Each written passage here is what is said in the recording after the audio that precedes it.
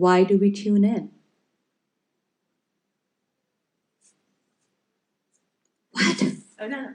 Okay. Okay, good. So, I was gonna. I don't know. The first one is the second one is for protection, correct? Yes. The first one is to tune into our inner teacher or the chain of teachers, or vice versa, something like that. Correct? Many different. Close? Yeah. Okay. Yeah. Good. Any other interpretation? How about from experience? If when you have tuned in, what has been your experience of tuning in besides saying some foreign words?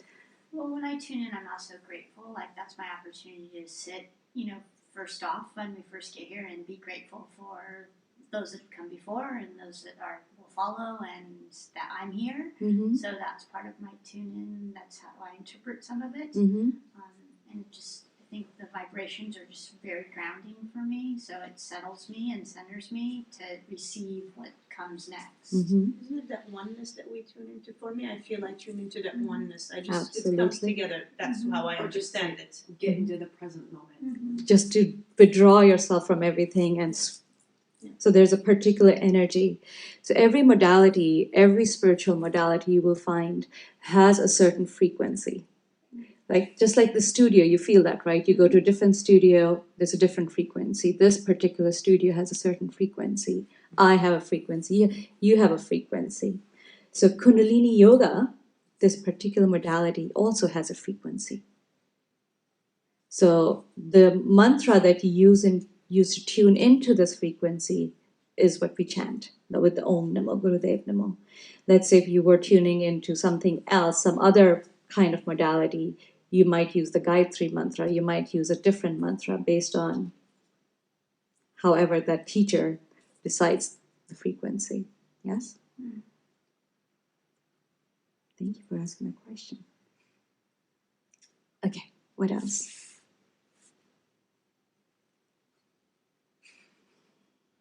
I like a group which has no more questions left. It's all been answered. Just tuning in can do that sometimes.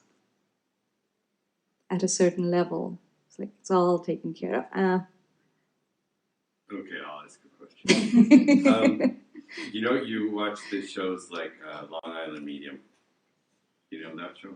Not really. Okay, so people make an appointment, they come, she reads them. Oh, she's a medium. Yeah, okay. Medium. So then they talk, your mother's coming forward, she says that you have her special locket or her picture, you just looked at it yesterday in the drawer or whatever. So are those souls not incarnated again, or are they picking up that spiritual energy from when that person, it was pretty accurate? I have no idea. I can't say for surety that that's the reality of them tuning into, especially for the shows. I feel a lot of it could be staged. So let me first answer to the extent that I can, and then I'll have you answer the rest of it. You're trying to answer, right? No. Oh, you were trying to ask a question? Yeah. Okay. So let me first finish with that. So, this whole idea of souls being here and souls gone after death is so random. And we can choose to make up whatever we want to make up. But when it comes to somebody tuning into souls and spirits, and we have something called the subtle body. Some of you, as teacher trainees, went through what the 10 bodies are, and one of our 10 bodies is a subtle body.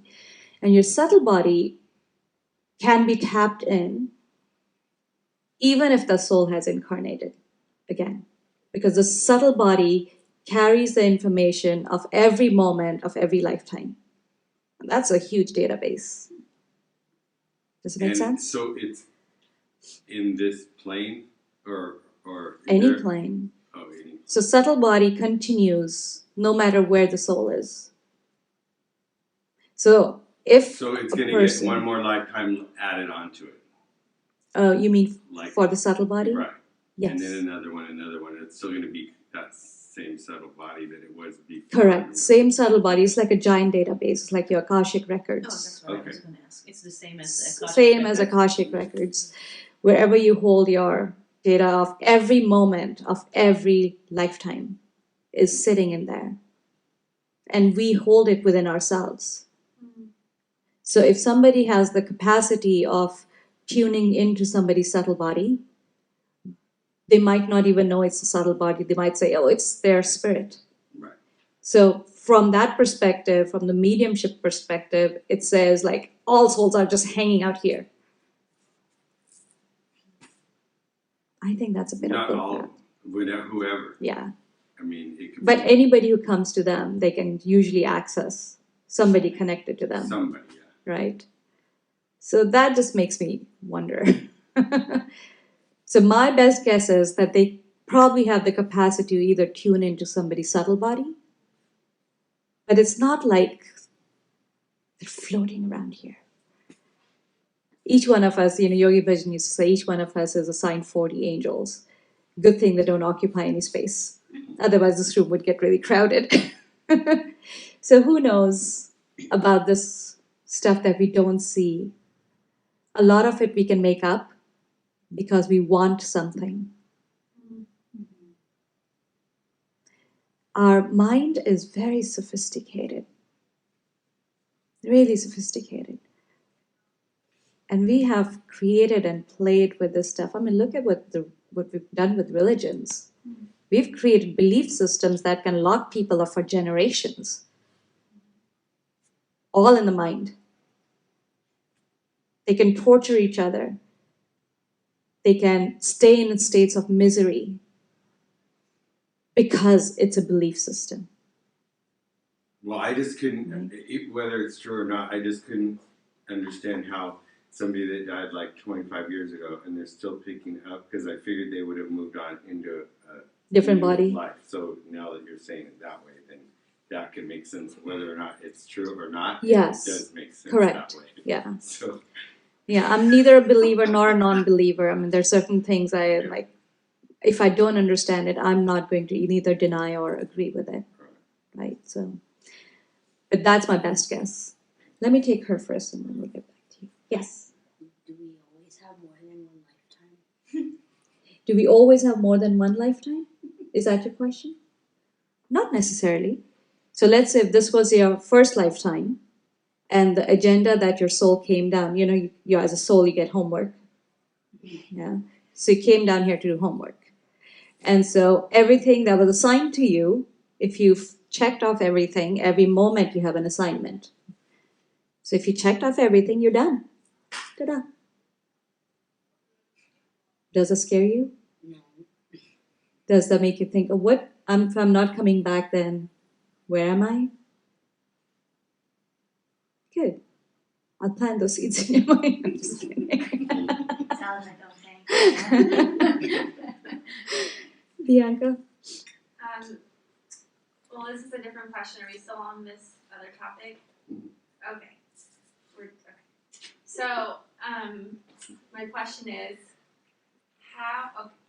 So when I was in Kentucky, okay, just a reference, I was at my best friend's house and I said something like, I believe that, Jesus was a son of God, but he's not the only son of God. And that really did not go over so well in the household. I'm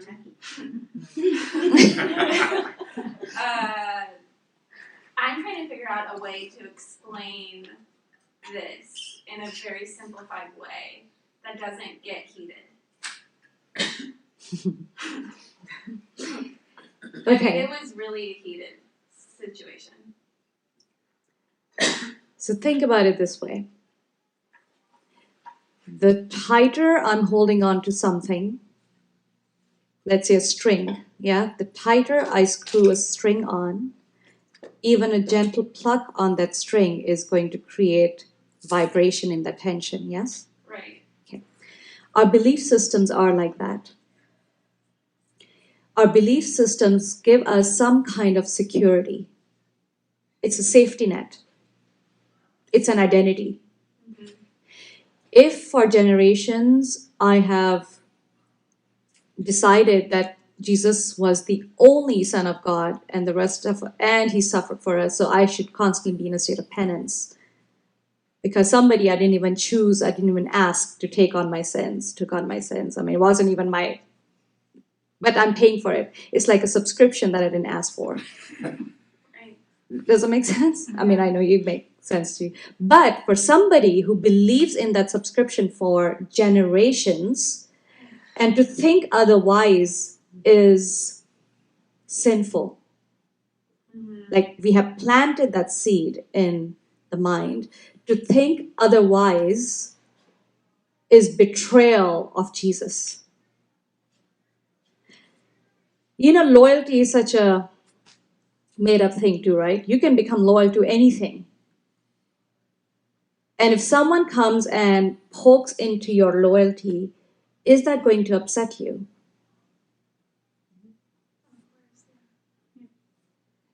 So the things that were meant to free us, religions were meant to free us from all the crap and allow us to realize our origin, religion, right? Realize origin. What is your origin? What is your original self? That thing that I want to merge with, right? That's my original self. But during the 2,600 years that have passed, we needed certain belief systems to corral the consciousnesses that were really going haywire. Think about it this way. You see this whole scandal coming up with all the sexual allegations, Me Too, hashtag Me Too thing? Mm-hmm. Yes? Okay.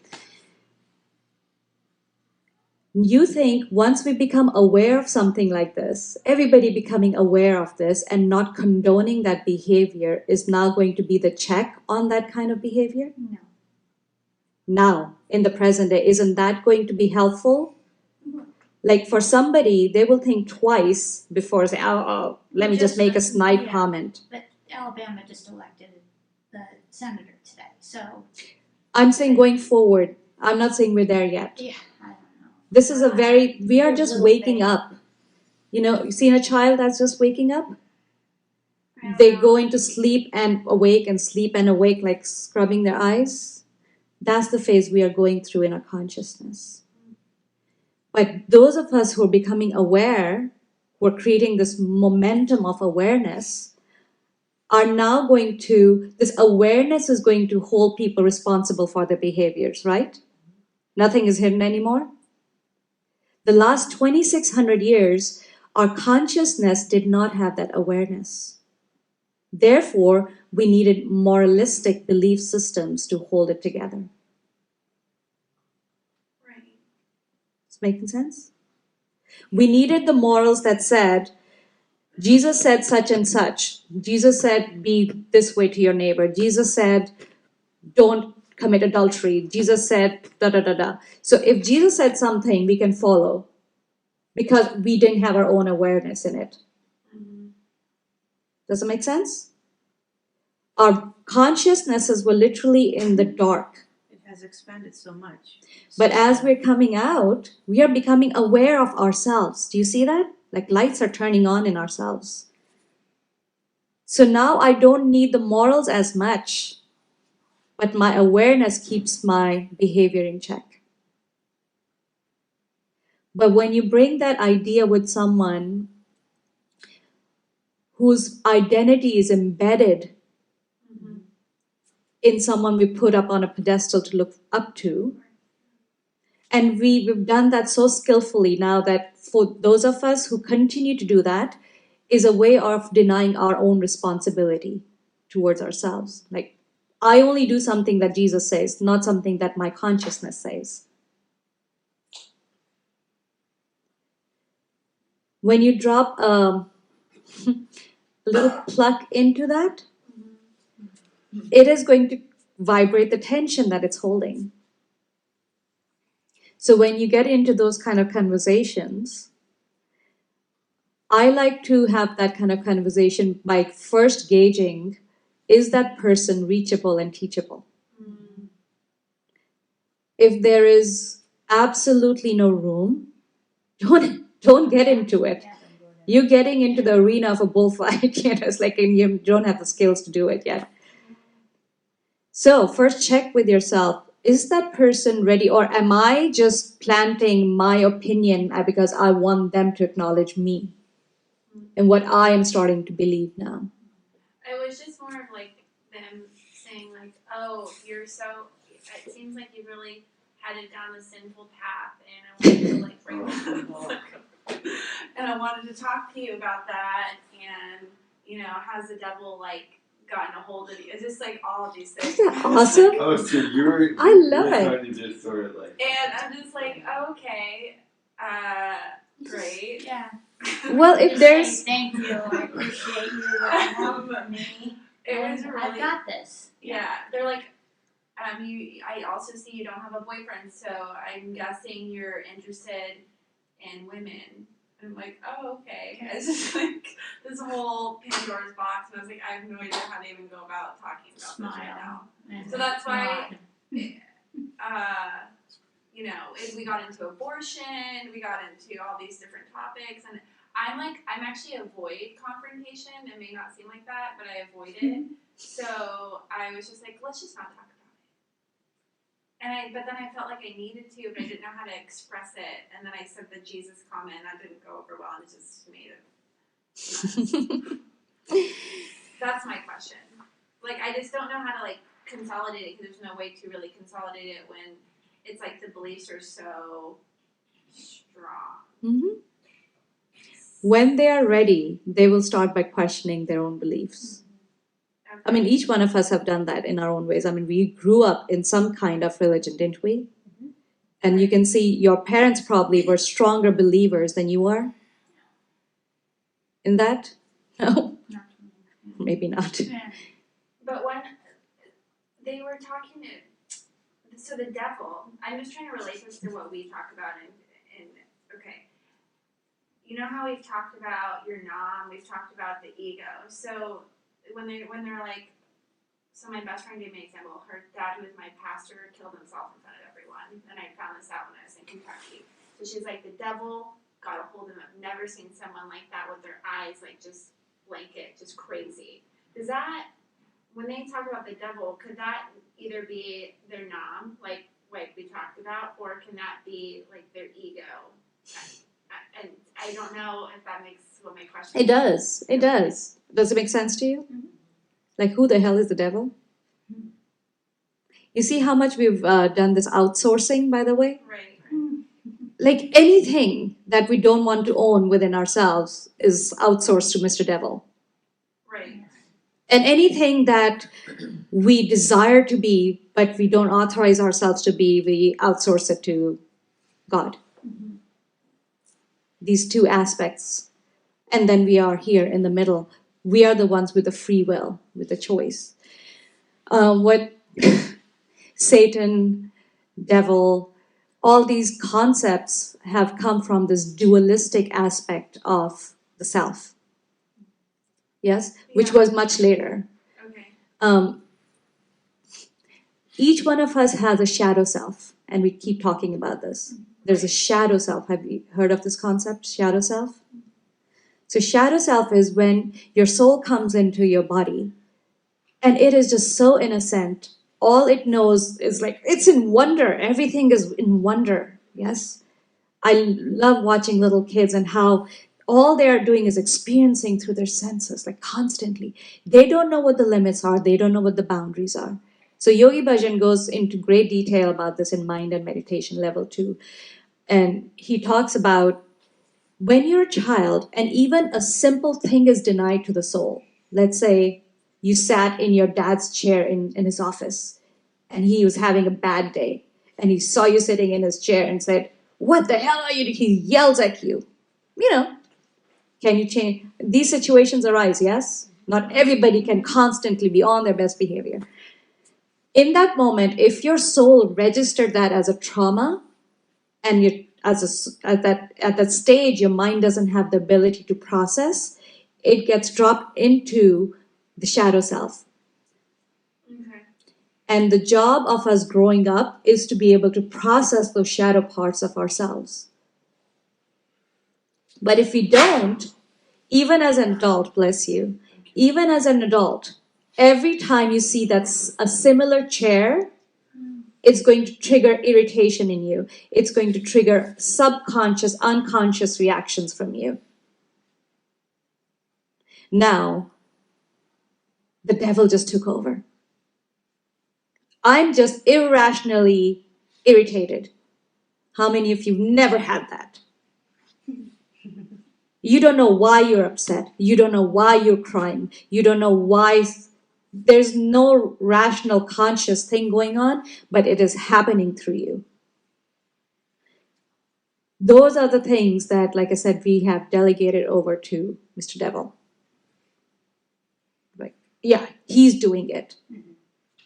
So we have to own it. Correct. And so with these kind of modalities, if you notice, we don't give you any wiggle room about putting responsibility on anyone else. You're upset, you're irritated, sit your butt down, slow your breath down, and observe what the hell are you really irritated at. The other person just might be the trigger for it, but the irritation is inside of us. Anger is the same thing. The other person could be the trigger for the anger, but the anger, the upset is in my shadow self somewhere. And the more you learn to process that, the more you release it. No one can arrive at that state of liberation without dealing with their shadow self.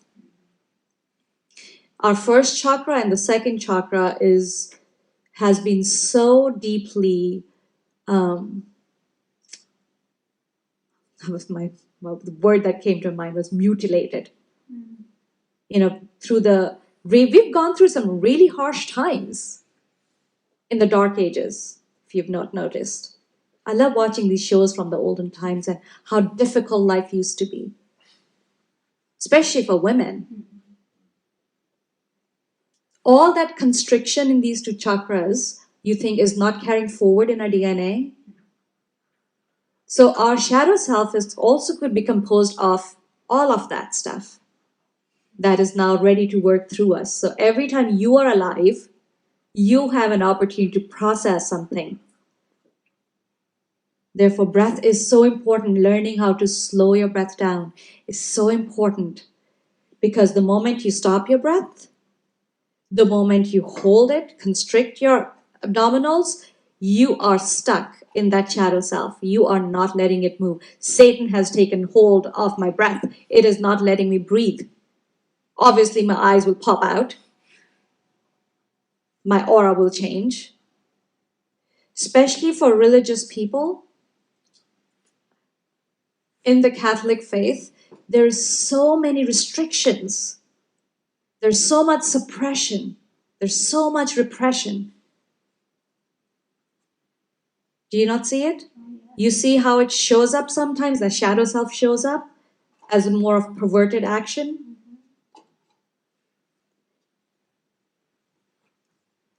In the Eastern philosophy, they were very strong about no repression, don't repress anything. Learn how to express everything in a graceful way. Your sexuality is beautiful. Your insecurities are lovely. Let's look at them. But we have spent so many generations not looking, repressing, shove it under the rug, just look good here. Look like everything is good. But when that all comes up, it's the devil. So with that pastor, his shadow self caught up to him.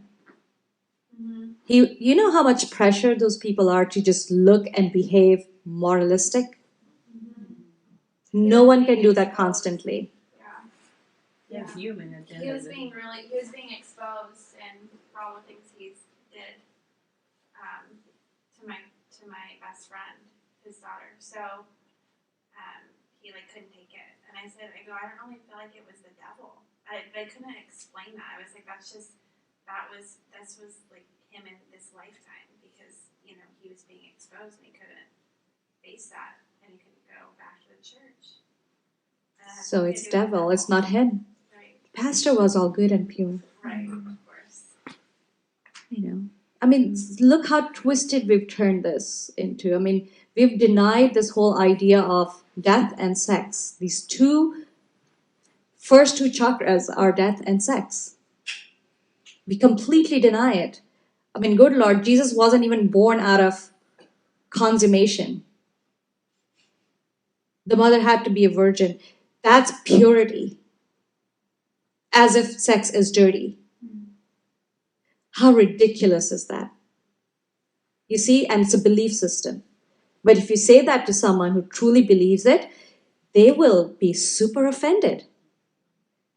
Now, this is a story. I am cutting a little rip in the story. That's horrible. Satan has gotten hold of me. The devil is speaking through me. Right? What is devil for one person could be saint for another. And that's even what religions use when their seekers start to ask questions. They don't have answers, so they say, "This is the devil speaking." You're not actually questioning. That's the devil questioning. Yeah. You know, so that then it makes you, oh God, the devil's in me. Then Now it's something on the outside can take hold of me anytime, and right there is fear. Mm-hmm. So do you see fear is used mostly? Sure. Fear, moralistic repression. Yeah. Mm-hmm. To keep the masses under control. It worked for a while. We needed that in the Dark Ages. I'm not saying it's without merit. Without moralistic stuff, we would have literally destroyed ourselves.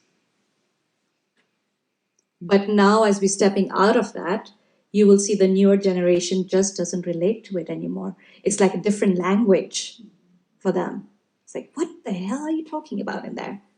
Why can't you just say it? I used to always question, why can't they just say it clearly what they want to say? Why do they have to put it in riddles? In the Bible or even in the Gita or even in, any of these. Just say it. Tell me what life is about. Tell me. Give me a manual. And I'll follow it. Aren't these just manuals? Someone else had their hand raised. Yes. If I can just tack on along with this idea of the ego, and so as I understand, we all have this inner self, or this inner being that is called the divine, the beloved, our higher self, and which is joy, peace, and we have this entity, this separate self that's labeled the ego or self-image that is obviously creating all these issues and blaming what it's doing to the devil and all these suffering that we're going through. Why did something so perfect as the divine initially even create something like ego? When by itself it's perfect to start with, creating something that has now turned into a monster. And that's why we're here learning this yoga technology to remember our divine being again. Why was that even created in the first place? There is actually no divine and no evil. There just isn't. But it's a perception that we need through our mind. So we have this thing called Japji that we play every morning during sadhana. And there's a whole there's a whole stanza in there where Guru Nanak was going through that state of like being shown everything. Right? So he said this poem in that state. So in that stanza, he's talking about how we have assignments to do. Like I could get upset with something and trigger something in you. We are all like connected through these invisible connectors. What I do affects you, yes? What you do affects me. This back and forth reflection and refraction creates distortion over time. This last Friday, we were talking about how most of us, when we are talking to someone, you're actually not even talking to that person. You're talking to an image that you have in your mind about them. That's how off we are. So when you're addressing someone, whatever prejudices that you have accumulated in your system and the filters through which you are looking at, that's how your tone will become, that's how your words will become, that's how your thoughts will become, that's how your actions will become towards that one particular person. Does that make sense? For that person, you could be evil. For the person that you are trying to break their belief system, you were evil. But are you really evil? No. Based on the filters that we look at, we categorize things as good and bad, right and wrong, evil or divine. But the reality of it has to be felt inside of you, not by someone telling you this is divine and this is evil. So our goal through yoga is to sensitize yourself to a place of reality within yourself so you get to choose what is divine for you and what is not divine for you. But the moment you start imposing that on someone else, the distortion begins. But like, I liked your example in teacher training about your knob, because when you talked about, what was it? Something about My true identity. Yeah, but you were talking about, and this like was like, whoa, this is mind blowing. When you were saying how someone's knob could be something that appears evil, so that also is confusing. That's what Japji and Guru Nanak is saying in Japji, that each one of us has a naam. If one of my naams is to hurt you, right? Because you have to learn from what to do with that hurt. Right, exactly. Does it make sense at all? Mm-hmm. This is very complicated. It's a complex equation. It's not simple. Yeah. So if somebody has been given the naam or the assignment to hurt someone, because based on that hurt, now you have to decide what to do. Let's say your parents did something to you. What are you going to do with that besides just blaming them? Why is it happening to you? Can you look at that? This has been given to me. What should I do with it? Right. And that's what you came here to learn. If you don't learn and just push it all on the blame, then they are evil to you. But the moment you can understand and shift into your naam, which is your real identity or your assignments, you will actually not even consider them a problem. They were the vehicles through which you learned something. And that's what I explained to Jenny, was my friend. I said, of course I didn't say nah, but I said, that could have been well, of course I don't believe in multiple lifetimes, but I did say that, and I said that could have been your dad's lifetime, because he's trying to show Connie, that's her mom, that, she would have never been able to leave him, and now she's free from him.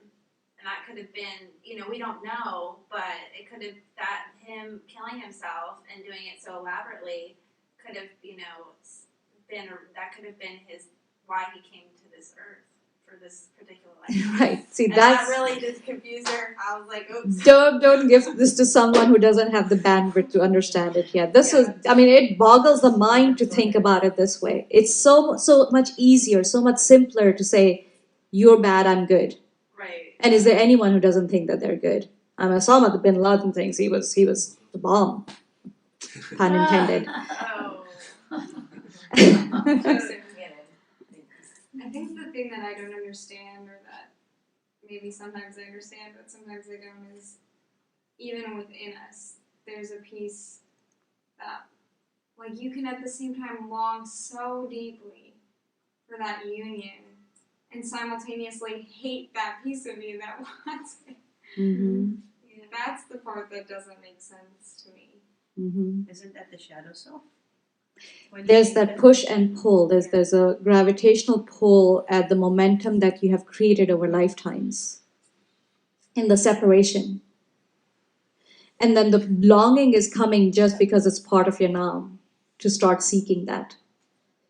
So anytime you start to learn something new, is it painful? You start a calculus class and you don't get it at all. Isn't that painful? But you know you're supposed to do it. Without this, you're not getting your credits. Now that's painful, isn't it? That's torture. So when you first start to get into that longing, I hear the longing so much. But the pull of the gravitational force, the momentum of the separated state is so strong as well right now. That's why Yogi Bhajan created the sutra. I keep giving the sutras back. When the time is on you, start. And the pressure will be off. The pressure is only felt when we are like right smack in the middle and we're getting pulled in opposite directions. But if you just start like one breath at a time, what does this breath do to me? Which one am I choosing? Did I choose the separation? Did I choose the union? I chose the union, even if I just moved like an ant's foot forward. And the very next moment, the pull of the separation might pull you 10 feet back. But that is going to be the journey in the beginning until you do the reverse momentum begins. That's why sadhana is so important. And everyday practice is so important. You are what you practice, isn't it? If you're practicing thinking negative thoughts all the time, how do you think you're going to become a positive person? If I am practicing pulling myself away from my negative side that keeps telling me I'm good for nothing, if I'm constantly saying, sorry, I'm not listening to you, I'm not listening to you, I'm not listening to you, I put on a mantra that I don't have that frequency right now, but that mantra is giving me that frequency for now. It's a vehicle. I can go to church, I can sit with Jesus. Jesus is a vehicle. I can sit down in this class and I can listen to prayer. I'm a vehicle. I'm like a boat. All these things are like boats.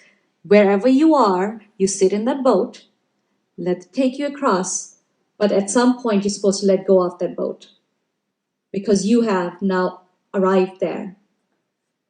But during that time, in that journey in between, which feels torturous, you do need something.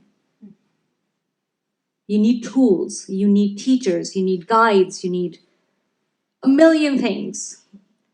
So as many as you can gather, great. I gather all the prophets together. I'm like, come on, people, bring it on. I can tune into anyone's energy. Right? They're all available for you. Everything is available to you. But it feels torturous when we're just sitting and experiencing the push and pull on both directions.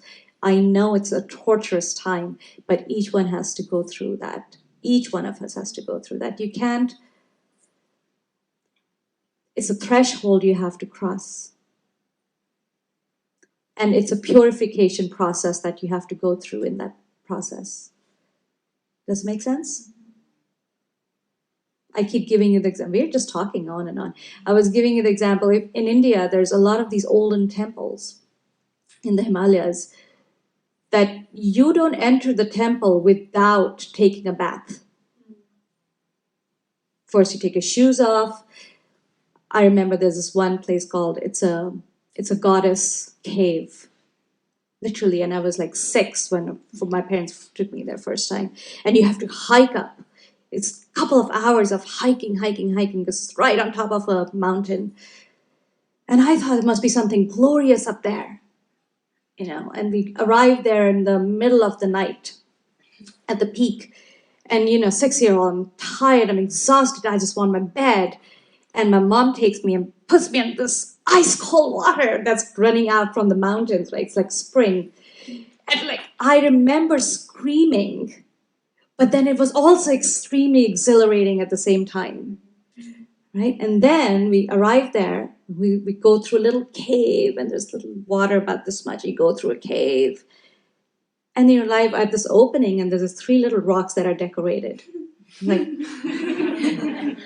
it took me through all that to see this.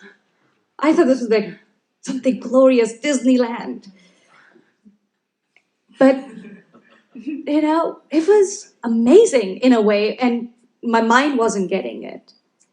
But now I understand. So all these things are created as a physical representation of the internal journey. You have to hike, you have to do the work, climb. And once you get there, you have to wash away the old. You have to wash away the old. You have to let it go. You have to just drop it. Then you can enter that cave. Is it making sense? But in the process, the struggle will be there. Just accept it. Just accept it.